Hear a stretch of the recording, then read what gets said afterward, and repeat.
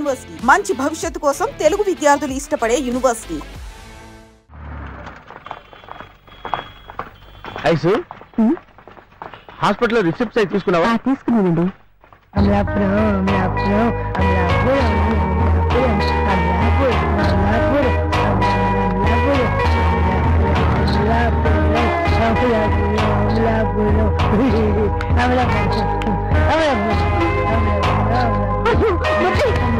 ఈ పరిస్థితిలో చూస్తాననుకోలేదే.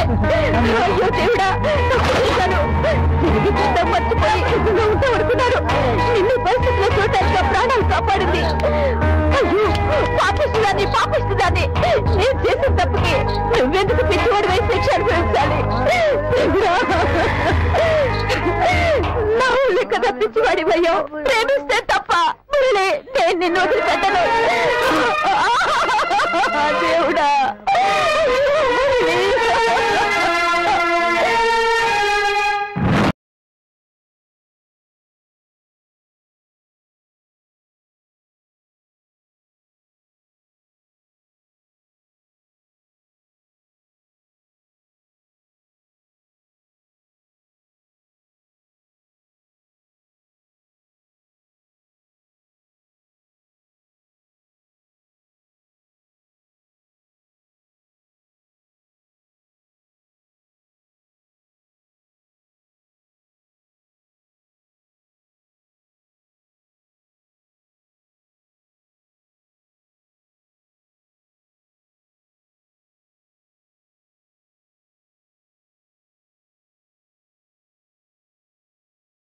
habla puro.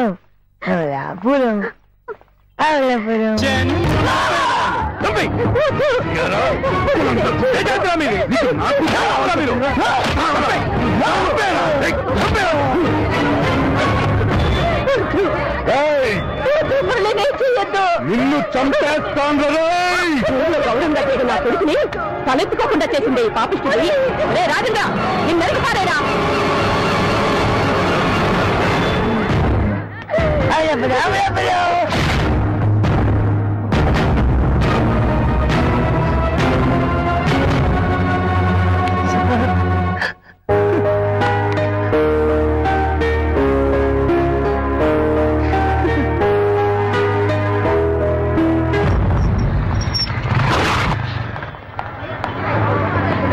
Amalapuram Amalapuram Amalapuram Amalapuram Amalapuram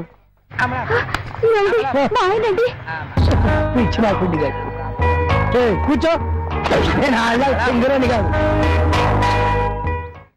అను వీడన్నా మీ మావయ్య? ఎలా ఉన్నాను? నల్లరం చేస్తే ఎలా ఉంటాడో అలా ఉన్నా. నువ్వెంతగా తిట్టావా పోడావా? తిడతమా సుఖం కదా, తిట్టే ఉంటావులే. బాగానే అర్థం చేసుకున్నాడే. అను ఈ నాకే నచ్చలేదు, నీకెలా నచ్చాడే? అవును రే, నువ్వు ఆడా మాడా కొంచెం తేడాగా ఉన్నావు. అంటే నీ ఉద్దేశం? జనరల్ గా మగాళ్ళు ఆడాలి కదా నచ్చాలి. మగాడు మగాడిని కాన్సన్ట్రేషన్ చేస్తున్నాడంటే అను నువ్వు వీడికి భయపడడం అంత కరెక్ట్ కదా నా ఫీలింగ్. నీ ఫీలింగ్స్ ఎవరికి కావాలరా? నా ఫీలింగ్ ఏంటో చెప్తా నేను. అను ఎవరనుకుంటున్నావు? స్వయానా నా మేనకోళ్ళు. చిన్నప్పుడే తల్లిదండ్రులను పోగొట్టుకుంటే వాళ్ళ అన్నయ్య నేను తన కంటికి రెప్పలా పెంచుకొచ్చావురా. ఇప్పుడు నువ్వు వచ్చి లవ్ చేస్తున్నానంటే నువ్వెవడో ఏంటో తెలియకుండా నీకు అప్పచెప్తానికి కాదురా. తన కాపలా కాస్తూ నేను 10 సంవత్సరాల నుంచి బిఏ చదువుతాంది. అర్థమైందా? అర్థం కాలేదురా. నాకే అర్థం కాలేదు, ఇంకా నీకేం అర్థం అవుద్ది? That's my style you know. అసలు ఏంట్రా నీ సమస్య? నాకు సమస్య ఏంట్రా?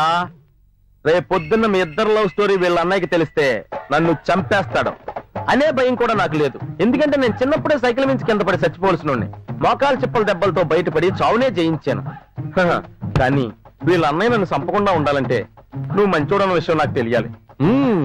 ఇది కూడా అర్థం కాలేదు కదా? That's my style. నువ్వు మంచోడు అన్న విషయం నాకు తెలిస్తేనే నేను వాళ్ళని కన్విన్స్ చేయగలను. అసలు నువ్వెవరు, ఎక్కడి నుంచి వచ్చావు, మా అను నీకు ఎలా తెలుసు, మీ ఇద్దరు లవ్ స్టోరీ ఎలా స్టార్ట్ అయింది, నాకు టోటల్ లవ్ స్టోరీ డీటెయిల్డ్ గా తెలియాలి.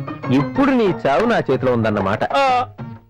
ఆల్మోస్ట్ అలాంటిదే. కానీ ఒకటి మాత్రం క్లియర్ అయిందిరా. ఏంటి? నువ్వు చెప్పింది ఏది నాకు అర్థం కాలేదు. నేనేదైనా చెప్పినా నీకు అర్థం అవుతుందని గ్యారంటీ లేదు. చిన్నప్పటి నుంచి కలిసి బతికారు కాబట్టి దాన్ని అడుగు, కరెక్ట్ గా చెప్పింది. అను నేను వస్తాను, చూసుకో. అను నీకు అసలు మెకానిక్ గారు ఎలా దొరికాడా? తను మెకానిక్ కాదు మాయా, మెకానికల్ ఇంజనీర్. అయ్యో బాబోయ్, ఆ మాత్రం దానికే పడిపోయావా నువ్వు? దీన్ని బట్టి నాకు అర్థమవుతుంది ఏంటంటే మీ ఆడోళ్ళ ముందు మేము ఎమోషన్ బయటపడేస్తే ఈజీగా పడిపోతారనమాట. నాకు ఇప్పుడు క్లియర్ గా ఉంది. అను, నువ్వు ఇంటికి లాయించేవే. సాయంత్రం మాత్రం నా కోసం ఎదురు చూడకు, మా కోసం ఎదురు చూడు. నీకు కాబోయే సిస్టర్నే ఇక్కడి నుంచి అట్టుకొచ్చేస్తాను. ఓకేనా? Bye bye. ఏంటవి? Cold coffee. టోటలే మీ దగ్గర ఎన్ని రకాల కాఫీలు ఉంటాయి? 15 రకాలు ఉంటాయి. అంటే 15 రకాలుగా కాఫీ నాశనం చేస్తారా? ఒక్క కాఫీతో జనాల ఆరోగ్యాన్ని రకరకాలుగా నాశనం చేసేయాలనుకుంటున్నారంటే అసలు జనం ఇక్కడ ఎందుకు వస్తారో తెలుసా? వాళ్ళ మనసులో ఉన్న ప్రేమని అవతల వాళ్ళకి తెలియజేయడానికి. కానీ మీరు వాళ్ళకి రకరకాల కాఫీలు ఇచ్చి వాళ్ళ జీవితాలు నాశనం చేసేస్తున్నారు. ఆయన చూడు, కాఫీ తాగి తాగి ఎలా నాశనం అయిపోయాడు. ఇంకో 2 రోజులు పోతే ఇక్కడే చచ్చిపోతున్నాడు. ఏ గర్ల్స్, చూసారా కాఫీ గురించి నేను ఎంత ఎమోషనల్ గా లెక్చర్ ఇచ్చానో? ఈ నా ఉద్యమం ఆగదు. మీలో ఎవరైనా త్వరపడండి. ఈ అవకాశం కొద్ది రోజులు మాత్రమే. నాలాంటి బ్యాచులర్ మీకు మళ్ళీ దొరకడు. మీకు ఎవరికైనా నచ్చితే చెప్పండి, లేపుకెళ్ళిపోతా. ఒకసారి లోపలికి వస్తారా? ఎందుకే? కొంచెం డీటెయిల్ గా మాట్లాడదామని. నాకు అన్ని డీటెయిల్స్ ఎక్కడే కావాలి.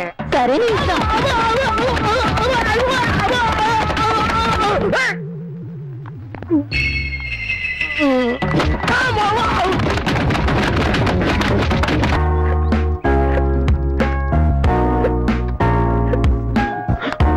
మాయా, ఇక్కడ ఉన్నావేంటి? రాత్రి ఎందుకు రాలేదు? నిన్న రెస్టారెంట్ లో అమ్మాయిలు నాతో నేల నాకించారను. అక్కడ కొడితే ఇక్కడ కూర్చున్నాడు వాళ్ళ. అలా చూస్తా ఏడుపుతుంటే ఏడిపోతుంది కానీ బాధ తెలియట్లేదాను. నాకు అర్థం కాలేదు మావయ్య. నాకు అది అర్థం కావట్లేదు. ఊళ్ళో ఎవరెవరితో ముద్దు పెట్టుకున్నా నాకు రిలీఫ్ గా ఉంటాను ఏంటో. నువ్వు ఏడుస్తుంటే నాకు నవ్వు వస్తుంది. హాయ్ రజనీ, ఎక్కడున్నావు? పార్క్ లో. ఎందుకు? ఇందుకేగా వచ్చింది, తీసుకో. అను అను పదా, ఎక్కడి నుంచి వెళ్ళిపోతావు రా. చూసావా పోలీసు వాళ్ళు అంతం తీసుకుంటున్నాడు. ఎందుకలాగా? 100 రూపాయలు అడిగి ఇచ్చేస్తే ఎవడ వచ్చిందాడు చేసుకోవచ్చు. ఇక్కడ మాయా రజనీ వస్తా అన్నాడు, కాసేపు ఉందామా? ఇక్కడకా? ఇదంత మంచి ప్లేస్ కాదే. మాయా పక్కనే ఉన్నాడు, ప్లీజ్ మాయా. సరే, వాడు వస్తే వచ్చాడు. నాతో మాట్లాడటం కుదరదు, కావాలని నీతో మాట్లాడుకుని వెళ్ళిపోమను. సరే.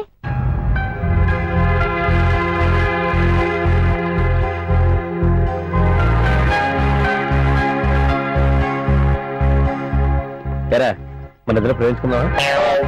సారీ, నేను నీ టైప్ కాదు. పోనీ మీ ఇద్దరు ప్రేమించుకుంటాం, కొంచెం పక్కెళ్తావా? మనసులో ప్రేమ ఉన్నాడు, చుట్టూ 1000 మంది ఉన్నా ప్రేమింతాడు. ఆ విషయంలో నీ అంత డెవలప్ అవ్వలేదురా. ఫోన్లో ఇప్పుడు డెవలప్ అవుతా. చూడు, నేను నీకు భయపడి వెళ్ళట్లా, నాకు భయం వేసి వెళ్తున్నా. అను డబ్బులుగా ట్రాన్స్ఫర్ సిగరెట్ వేసి వచ్చేస్తాను. ఇది దగ్గర వసూలు చేసి. కొంచెం తెలివైనడనే మీ మావయ్య. ఎందుకలా ఏడిపిస్తావు? ఏడిస్తే బాగుంటాడని. ఎంతైనా నీ మావయ్య కదా. హలో, నేను లోపల రానే వద్దంది. తను నీతో మాట్లాడదంట, అందుకే నన్ను ఇక్కడ కాపలో పెట్టింది. నేను వచ్చింది అను గురించి కాదు, నీ గురించే. హలో, నన్నెవరో కన్విన్స్ చేయలేరు, నన్నెవరో లొంగ తీయలేరు. లొంగ తీయడం గురించి నాకు తెలియదు కానీ నేనెవరో ఖచ్చితంగా వంగ తీయలేరు. భోజనం చేసిన తర్వాత అయితే మరీ కష్టం. భోజేసావా? మనస్ఫూర్తిగా తిన్నాను. భోజనం చేయకుండా ఇంట్లో ఆడపడి పడుకుని ఉంటే మనస్ఫూర్తిగా తిన్నానంటే భోజనం ఎలా వచ్చిందిరా? ఎవరు చెప్పడా తినలేదని? అది తిన్న తర్వాత నేను తిన్నాను. అయ్యో సారీరా. ఏడవద్దే, నువ్వు బాధ మర్చిపోవడానికి ఒక కథ చెప్తాను. అనగనగా వైజాగ్ స్టీల్ ప్లాంట్ లో వసుదేవుడు అని ఒక ఎండి ఉండేవాడంట. ఆయనకి చిన్ని కృష్ణుడు అని ఒక కొడుకు ఉండేవాడంట. ఏవో కొన్ని ప్రాబ్లమ్స్ కారణంగా వాళ్ళ అబ్బాయిని వేరే చోట్ల దాచాల్సిన పరిస్థితి వచ్చింది. కన్న కొడుకు మీద ప్రేమతో ఎవరికంటే పడకుండా ఓ వర్షం పడుతున్న అర్ధరాత్రి టైంలో నెత్తి మీద బొట్టులో కొడుకుని తీసుకుని బీచ్ లో నడుచుకుని వెళ్తుంటే తిన్నదరక్క ఒక గాడిద అరవడం మొదలెట్టింది. వసుదేవుడికి టెన్షన్ వచ్చింది. తన పొజిషన్ కూడా మర్చిపోయి గాడి దగ్గరికి వెళ్లి, గాడిద గారు నీకో నమస్కారం, దయచేసి కాసేపు సైలెంట్ గా ఉండండి, తిన్న దొరకపోతే ఒక కిళ్ళి వేసుకోండి, ఈ లోపు నాకు చిన్న పని ఉంది చూసుకుంటాను అని గాడిద గారిని పడుకోబెట్టి పని చూసుకోవడానికి వెళ్ళాడు. అంటే ఇప్పుడు నేను నిన్ను వదలకపోతే నువ్వు నా కాళ్ళు అట్టుకుంటావు, నేను గాడిదని అయిపోతాను. అలాగని చెప్పి నేను నిన్ను వదిలేస్తే నేను అదన అయిపోతాను. నాకేం అర్థం కాలేదురా. చెప్తాను, నువ్వు వచ్చి నా పొజిషన్ లో కూర్చో. వెళ్ళు. ఇప్పుడు నువ్వు అడిగిందే నేను నిన్ను అడిగాను అనుకో, అప్పుడు నువ్వేం సమాధానం చెప్తావు. అర్థం అవ్వలేదు కదా? That's my style. నాకు అర్థమైందిరా. కళ్ళు మూసుకుని 3 అంకెలు లెక్క పెట్టు, నీకు కూడా అర్థం అవుద్ది. 1 2 3. రకరకాలుగా ఎదవచ్చని అర్థమైంది. ఏరా ఇదంతా నీ ప్లానింగ్ అయినట్టుగా ఏడుస్తూ మరీ చెప్పేసావు కదా. కారులో మళ్ళీ ఏదో గుర్తు చేసి నువ్వు ఏడ్చి మళ్ళీ మమ్మల్ని నవ్వించేస్తావు గానీ ఇక్కడుండు, నేను వెళ్ళి సాధించుకొచ్చేస్తాను. ఏదైనా గిఫ్ట్ రెడీగా అలా కదా, నేను కూడా వస్తాను. అబ్బా కారు లాగదురా. ఆ గిఫ్ట్ ఎలా ఉండాలో తెలుసా? ఇంతకు ముందు గానీ తర్వాత గానీ ఈ ప్రపంచంలో ఎవరికి ఇవ్వని గిఫ్ట్ లా ఉండాలి. అయితే ఓ పని చేయి, అనువును మానేసి నన్ను వెళ్ళి చేసుకో.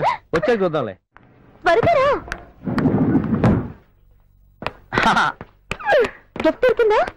సెకండ్ ఫ్లోర్ మొత్తం తిరిగానే, నాకు ఏ గిఫ్ట్స్ దొరకలేదు. అయితే ఫస్ట్ ఫ్లోర్ లో ట్రై చేయి.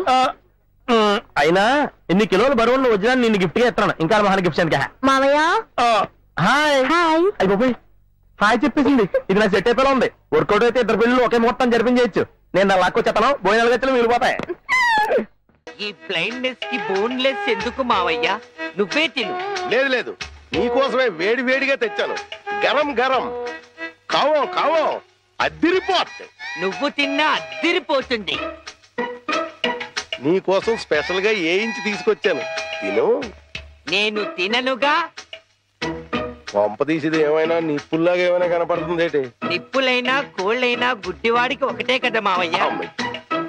నువ్వు తినకపోతే నేనే తినిపించేస్తాను.